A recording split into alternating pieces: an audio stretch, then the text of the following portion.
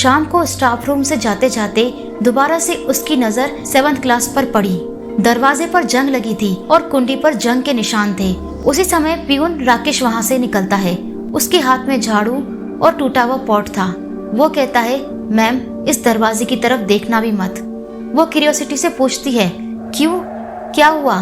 तो वो चारों तरफ देखता है और फिर कहता है कि यहाँ पर एक टीचर की मौत हो गई थी, वो भी बहुत ही अजीब तरीके से। लेकिन वो कुर्सी पर बैठी थी और उनके हाथ में चौक टाइटली पकड़ा हुआ था। और सबसे डरावनी बात यह है कि उनकी मौत के 2-3 दिन तक उनकी परछाई लोगों को खिड़की पर दिखाई देती थी, लेकिन जब भी गार्ड वहाँ जाता वहाँ कोई नहीं होता। ये सब सुनकर साक्षी बहुत डर जाती है। अगले दिन जब वो 9th B में बच्चों को पढ़ा रही थी, चौक बोर्ड पर चौक से कुछ लिख रही थी, तभी पीछे से उसे 3 बार ठक ठक की आवाज आती है। और जब वो पीछे मुड़कर देखती है तो वहाँ कोई नहीं होता।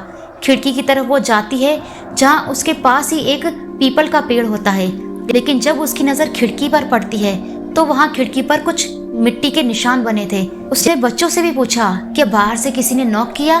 बच्चों ने कहा, नहीं मैम, बाहर तो कोई नहीं है। शाम को स्टाफ रूम में सिर्फ साक्षी और गार्ड ही थे, बाकी सब घर जा चुके थे। साक्षी को कुछ पेपर्स कंप्लीट करने थे, तो उसने डिसाइड किया कि वो 1-2 घंटे और वहीं पर रुकेगी। करीब 7:15 बजे कॉरिडोर में हील्स वाली चप्पल की किसी की आवाज आई। कदम एकदम धीमे थे। स्कूल में हील्स पहनकर सिर्फ एक ही टीचर आती है, सुनीता मैम, और वो तो पहले ही घर जा चुकी थी। आवाज क्लास 7 पर आकर रुक गई।